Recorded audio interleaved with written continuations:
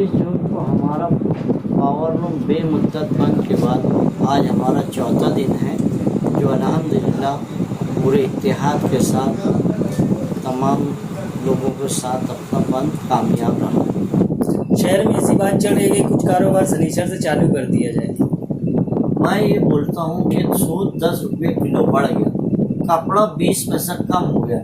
जब हम इस शहर के पावर लूम इत्तेहाद के साथ बंद किए उस वक्त 2 रुपया नुकसान था, आज 2 रुपया 25 पैसा नुकसान है। तो ये जो चालू करने की बात करते हैं, अगर सही मानों में बच रहा है हम तो पूरे शहर को चालू कराएंगे, क्योंकि आने वाला वक्त तो हमारा बकरीद का त्यौहार है। हम बकरीद के त्यौहार को देखते हुए बंद करा रहे, इतनी सी बात मुझे समझ में नहीं आती। ये तो ऐसा है कि हमारा इत्तेहाद को तोड़ने के लिए जो मोती का हार है उसकी एक मोती निकालने की कोशिश की जा रही है कि हार टूट जाए और हम बर्बाद हो जाए। हमारी एक मुंबई में बात हुई असलम शेख से, और हम जो चाहते थे कि सेंट्रल गवर्नमेंट भी हमको हमारी तरफ देखे, सेंट्रल गवर्नमेंट के भाई क्या वजह से पावर लूम बुनकर बेमुद्दत बंद कर दिए हैं। यहाँ का मजदूर बेरोज़गार हो रहा है, और आज से हमारे साथ इचलकरंजी के पापलीन के पावर लूम भी बेमुद्दत बंद हो रहे हैं। हमारी बात भिवंडी भी चालू है, और बीटा सांगली जहाँ जहाँ महाराष्ट्र में पावर लूम है हर जगह हम राब्ता करेंगे और सरकार से ये मनवाएंगे कि टेक्सटाइल पॉलिसी बनाई जाए। हमारे से बांग्लादेश जीडीपी टेक्सटाइल में उसकी आगे है। चाइना से बांग्लादेश के ज़रिए से कलकत्ता कपड़ा सस्ता आ जाता है ड्यूटी चोरी का। पाकिस्तान का कपड़ा बांग्लादेश से होता हुआ हमारे बंगाल, वेस्ट बंगाल, कलकत्ता में आता है। जो हमारी पापलीन का कपड़ा है आज 5 रुपया मीटर कम में कलकत्ता में वो कपड़ा आ रहा है। ऐसा हमें वहाँ के व्यापारियों ने कहा, जबकि हम 2 रुपया मीटर यहाँ पर आज की पोजीशन में घाटा खा रहे हैं। तमाम बुनकरों की रकम पूंजी साफ हो गई है, वो मकरूज हो चुका है। रियल चॉइस वालों ने गिरना पुल पर से कूद कर खुदकुशी कर ली। आज हमें एक सूद व्यापारी इचलकरंजी का वो आज आत्महत्या कर लिया। ऐसा ही हाल रहा तो मालेगांव, भिवंडी, इचलकरंजी, सांगली, बीटा, धूलिया हर जगह से आपको आत्महत्या की कोशिश या आत्महत्या हो गई ऐसी बातें आएगी। और भूख और अमन एक साथ नहीं रह सकता। सरकार हमारे इस चैनल से देखे, उस पर गौर खौज करे कि क्या वजह है, क्या पॉलिसी गलत हो गई जिसकी वजह से पावर लूम पूरी तरह मुतासिर हो गया है, घाटा हो गया है, हर बुनकर मकरूज हो गया है। कोविड की तीसरी लहर आ रही है, इसमें हमको और चिंता हो रही है। हमने लास्ट ईयर पिछले साल तमाम बुनकरों को संभाला, तमाम बुनकरों ने मजदूरों को संभाला, और बम्बई, भिवंडी और जहाँ जहाँ बड़े शहरों से पैदल जो जा रहे थे हमारे भाई मजदूर भाई यूपी बिहार के, उन लोगों को भी खाना पहुँचाया, उनको भी संभाला।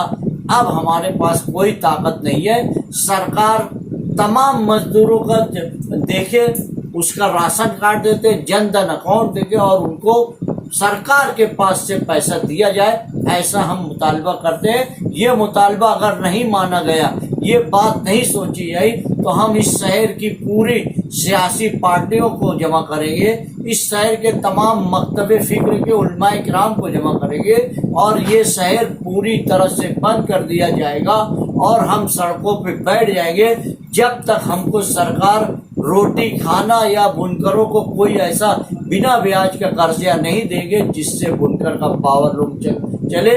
हम ऐसा करने की तैयारी में हैं। हम इस शहर को अब हम बंद करेंगे। हम आज कल तक हमारी पीठ पर मारा जा रहा था, आज हमारे पेट की रोजी छीन ली गई है।